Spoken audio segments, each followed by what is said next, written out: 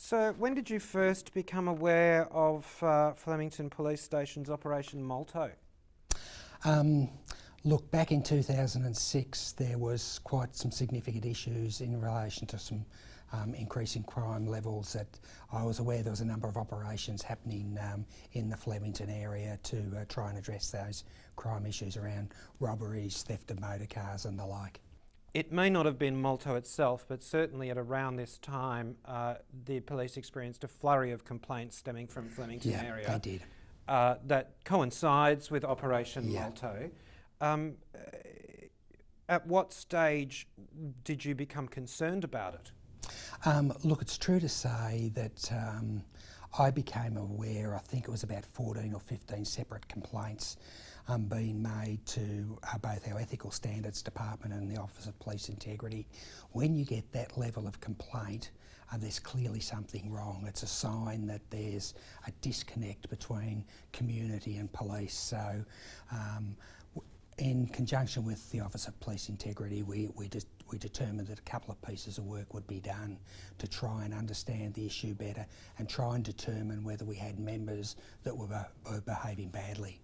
When you read the part of the document that outlined that police should concentrate on young African males, what did you think of that?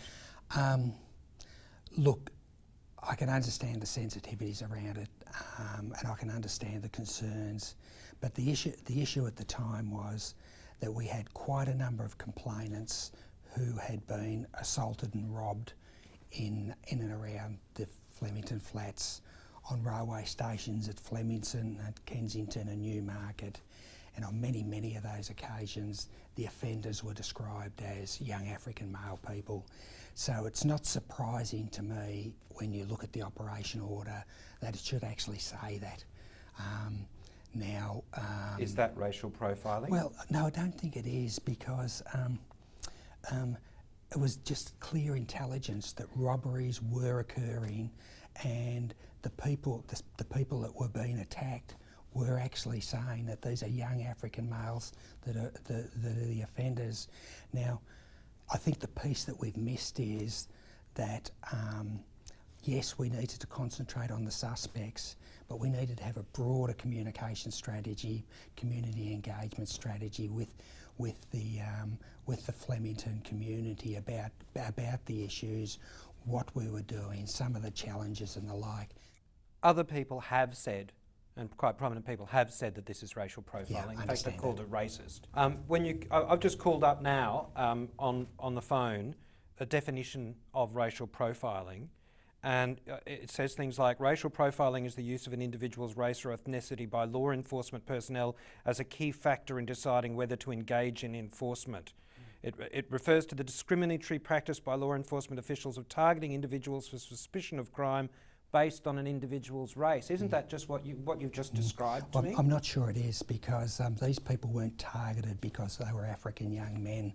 They were targeted because victims of crime had said that young African men had been the offenders. So that's how the operation was structured, and the truth is that's what the intelligence was showing. May I ask what you consider racial profiling to be then?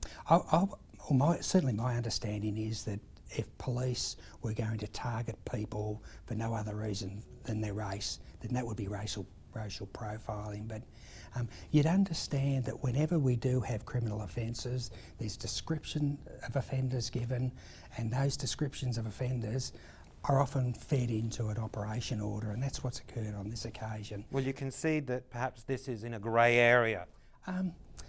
Look, the difficulty we've got is when we've got suspects, young African suspects, how do we actually articulate that? Now, that was articulated in such a way in the operation order to say that the offenders were described as being African. I think that's okay, but I think the piece we missed was actually a broader engagement strategy. There's also no doubt in my mind that the actions of some of our people could have been more circumspect. I think there's an argument to say that some of our members were over the top. I know that there was a lot of complaints about police making racial comments. Now, again, it's very difficult to prove this or otherwise when they're one-on-one situations, but I think what it was indicative of was a environment that was where there was very low levels of engagement with the broader African community. I just reiterate the fact that Victoria Police will not go out and target people because of their race or ethnicity. That simply won't occur. Unless it's Operation Malta. Well, again, Operation Malta spoke about suspects who are young African men who'd been described as young African men by victims. I don't think it's inappropriate for the people running the operation to be trying to track down the people who committed these offences, to actually describe these people as young African men. I think where we let ourselves down was in the execution.